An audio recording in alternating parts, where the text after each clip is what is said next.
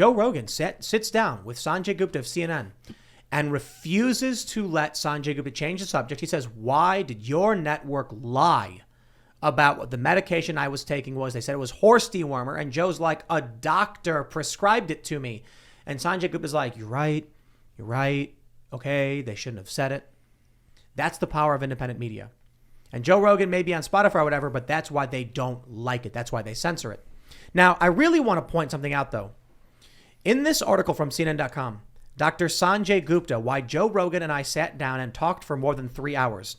There are two very important things that give you insight into the minds of the cult. And boy, when I read you these things, will you realize it's a cult. First and foremost, he says, I don't think I ever had a conversation that long with anyone. Seriously, think about that. We sat in a windowless podcast booth with 2 sets of headphones and microphones and a few feet between us, not a single interruption, no cell phones, no distractions, no bathroom breaks. Show of hands, or actually, let's go. Will, have you ever had a conversation with someone that was at least 3 hours? Yeah, I mean, if with breaks in between, but yes, like I'd say, I mean, it's the kind of thing where, You've been on this show before, right? I have been on the show. We've never gone 3 hours though. We do way more than that. Yeah, we do. Have we gone? Well, it's 2 and then with me, when 10-minute break, and then when we go you for get another here 45. at 7:20. That's a fair point. And then we start the show at 8. We end at 10. Yeah, no, we've definitely talked. Okay, so we have talked for more than 3 hours.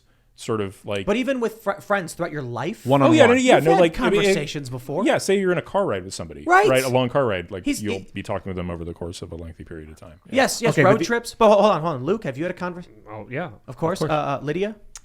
Yeah, many times. Yeah, 100%. Especially like the ones they had face to face, going at it for 3+ hours. Yes, I would imagine Ian's the one person in the room who's probably had the longest conversation with people out of any of us, because you seem the kind of guy who's going to sit there and really just like hang out with people in a sauna. And he was pre-cell phone.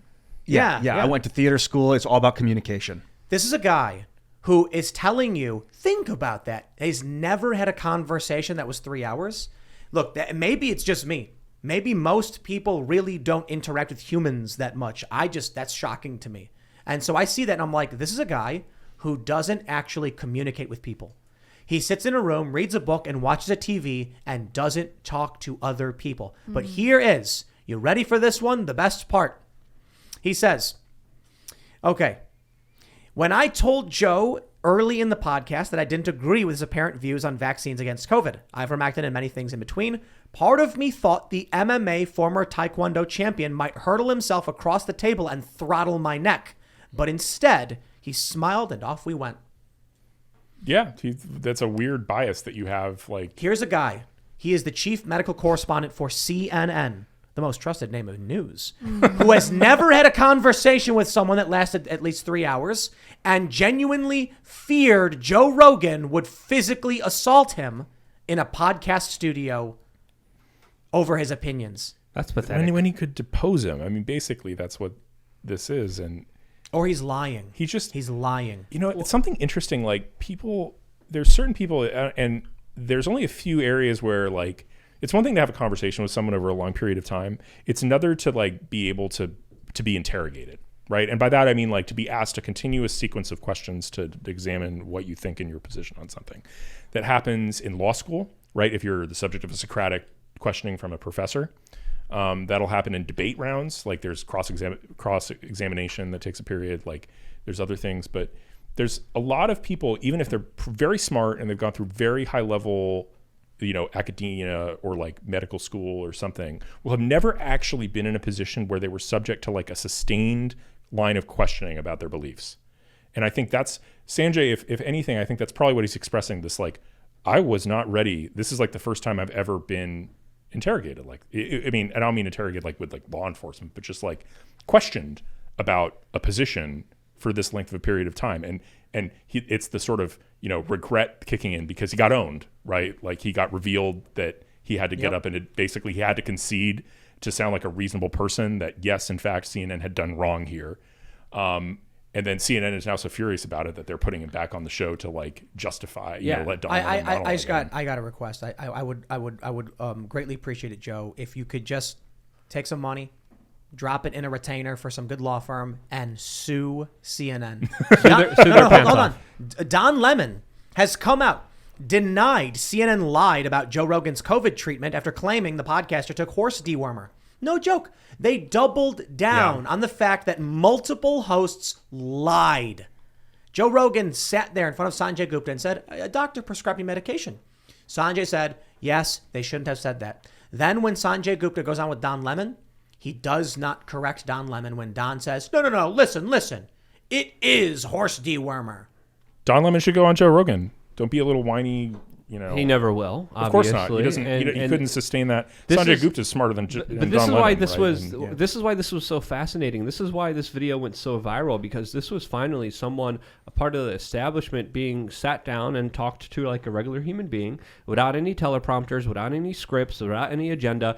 And he stuttered and he messed up and he tried to get away from the subject, and Joe was right on him and he stumbled. Someone wrote a very funny comment under this entire story saying it's a very strange world when an MMA commentator stumps a medical doctor on the topic of medicine. And let's be honest here, Joe Rogan was absolutely right to call out Sanjay Gupta, the chief medical advisor of CNN, why he didn't intervene, step up, or at least correct the record when CNN was blatantly lying about him and spreading dangerous medical disinformation that would have real-life consequences and probably did have real-life consequences. Let's just be honest here about this particular topic. Sanjay Gupta didn't have an answer. He tried to change the topic. He was like, yeah, maybe no. He's like, I want to talk about this. And Joe goes, no. Let's get to this issue because this is an important Yeah. issue. And then Sanjay admitted that the main reason he went on this show was because he was trying to get Joe to get vaccinated. Now, this is another layer to this that we need to kind of unravel here, because he admitted, I want Joe to get vaccinated. That's why I went on the show. That's his explanation to all of his establishment buddies that are like, what the hell did you do? You let the mask off your face. You showed us the true reality of being stumped by him. And he's saying, no, I just wanted him to get vaccinated. Why? The man just went through COVID. He has natural immunity. There's many scientific studies and preliminary findings that are showing that natural immunity could last a lifetime. Why still on top of that are you telling him to get vaccinated? It makes absolutely no point. And there have been a number of complications and a number of medical professionals saying if you do have strong antibodies and natural immunity, you might have complications from the vaccine. So again, not a medical doctor, not telling people what to do here, but Sanjay Gupta admittedly came into this already trying to push bogus information that wasn't helpful at all. And Joe Rogan just blatantly called him out on all of his bullcrap, and he did not have an answer to it at all. I think I got a lot of respect for Sanjay for going on there, wanting to go on there, doing it, and just pushing it. He tweeted it out. He wasn't trying to hide from it. And they talked about, like, Sanjay used to be very anti-marijuana and then started to realize when he started to see the studies, he's a books guy. He's in the books all the time. When he sees the evidence, he changed his position. He realized that kids that were having like tremors and I remember that a few years ago. This was a long time ago when marijuana was still a taboo thing, where they weren't talking about the benefits of THC and CBD. He went to Amsterdam and interviewed small children, and actually I was surprised by his work at that time. So it's very interesting that you're bringing this up, and you do bring up a good point that at least he did go on, and at least we saw the mask fall off, slip for a little bit. But he's going to get punished. He's already on an apology tour all over CNN saying, yeah, you guys were right. Yeah, you guys were right. When in reality, no, they weren't. They absolutely weren't. Let's be honest here. To again double down and say, no, this was a medicine for horses. Bull crap. Remember when that CNN host cannibalized Human on TV? That's on YouTube, by the way. That's fine for You YouTube. mean the cannibal Reza Aslan? Yes. Right, who it's accurate to describe as a cannibal because He is it's a cannibal. accurate. Who to went describe crazy anyone. afterwards. He did. Yeah. So Reza Aslan was hosting this show on CNN, and my understanding is before the show he was like relatively normal. He was a religious scholar, and I know people who know him. Like I have friends of mine who know him, and I wonder if that episode where he ate human brain, it was a small piece of charred human brain. After that, it's like he's just insane. The things he posts on Twitter, like he's aggravated. I wonder if he got like some kind of shakes from eating human brain. It's like prion diseases, man. yeah, protein folds. Yeah. And also the stress of being called a cannibal over and over. He is a cannibal. Well, He was a cannibal. Is he still No. practicing? It doesn't matter if he was like if you kill Once someone. a cannibal, always a cannibal. Like That's hardcore. No, it is though. If you choose to kill someone, you're a murderer, right? Well, if you used to be a soccer player and now you're not still a soccer player. If There's ways to look, because if you used to murder and now you don't, you're still considered a murderer. Exactly. If you but eat not a human, soccer player. you are a cannibal. It's like, well, but to be fair, it was a long time ago. So I think to be a cannibal means And that you're practicing cannibalism. I got to be honest, to be man. fair. I got to be honest. If you played soccer in college and then you stopped playing, I'd still say it's fair to say you're a soccer player. Like, you're going to know all about it. You're going to know this. You're going to have retained skills, and you'll be able to pick it up more than anyone else would I would be say able to. I was a soccer player. If I don't play at all anymore, I was. So I don't. That stress of Ben being like, "You're a cannibal," and he's like, "Dude, I did it once," and they're like, "You're a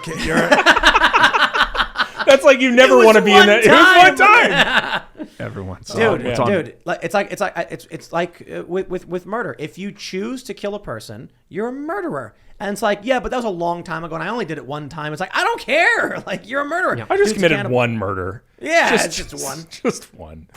As some people do. Sanjay also made a very interesting point that a lot of people are talking about right now when he was on the Joe Rogan podcast, because he admitted that the aim on the show when he was talking to Joe Rogan, that the aim of vaccinating children isn't to protect them, it's to, quote, slow the spread and protect adults around them. And if that's the official justification, if that's the official science of what doctors and CNN and the establishment medical professionals are standing on, they're pretty much putting young people at risk for the benefit of the old. And if that's happening in a society, that's a clear sign of a decaying society. Luke, but clearly Dr. Sanjay Gupta is not a smart person.